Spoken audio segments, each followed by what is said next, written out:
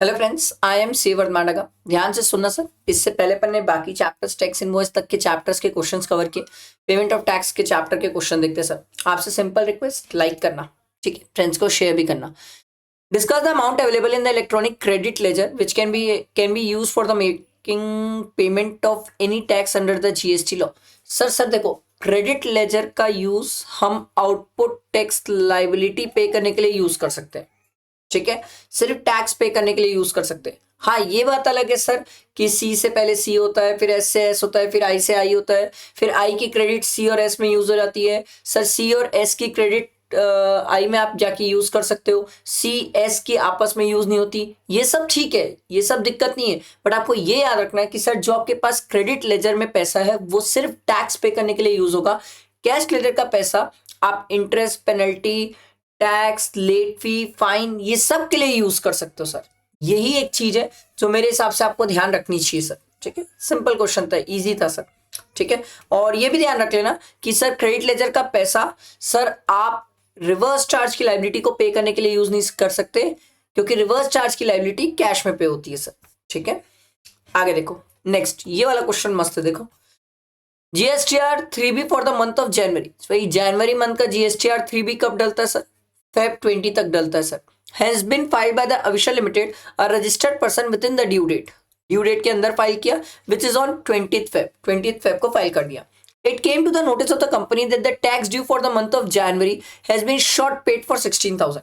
Return file किया time पे, और टाइम पे रिटर्न फाइल करने के बाद इसे पता चला कि हमने 16,000 का टैक्स कम पे किया। The shortfall of 16,000 has been paid through cash ledger and credit ledger at the time of filing of GSTR 3B for the month of Feb on March। January month का जो शॉर्टफॉल था उसको Feb month का जब GSTR 3B file किया तब उसको पे किया। कैसे पे किया? कैश लेजर से 12,000 और क्रेडिट लेजर से 4,000, ठीक है। Assuming that the electronic cash ledger and credit ledger carry sufficient balance for the above shortfall, हमारे पास शॉर्टफॉल पे करने के लिए था balance. You are required to calculate the amount of interest payable if any under section 50। अब देखिए, आपसे interest की बात पूछ रहा है, एकदम सिंपल है।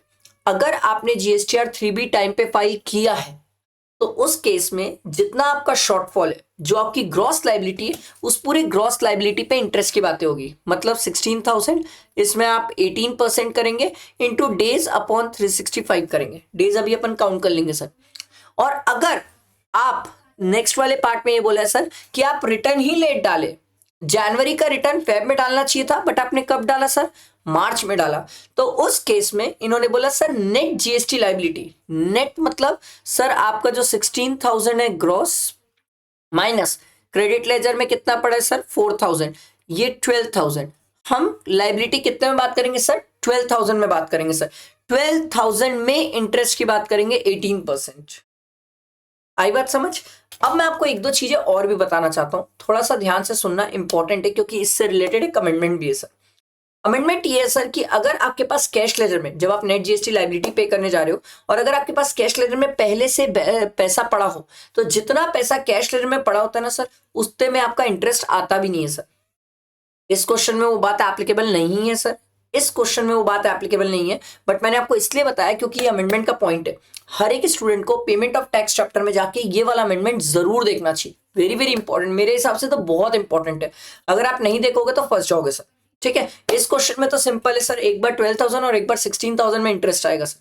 ये क्वेश्चन क्लियर है। ये क्वेश्चन सिंपल बोलता है अगर आप रिटर्न टाइम पे डाल लेते हैं तो जितनी भी ग्रॉस लाइबिलिटी है उस पे इंटरेस्ट, अगर रिटर्न टाइम पे नहीं डालते तो नेट जितनी लाइबिलिटी है उस पे इंटरेस्ट। नेट मतलब जितना आप कैश लेजर से पे करते हैं उतने पे ही इंटरेस्ट की बात आती है, जितना आप कैश लेजर से पे करते हैं। सिंपल। अच्छा, डेज कितने होंगे? डेज तो हम काउंट कर लेंगे सर। डेज क्या होंगे भाई? एक बार तो ये शॉर्टफॉल कब पे कर रहा है? ये आपका पे कर रहा है सर मार्च में। तो मार्च में कहानी तो फेब 20th फेब के बाद हो जाएंगे। फेब के 8 दिन, फेब के 8 दिन, और 2024 है सर।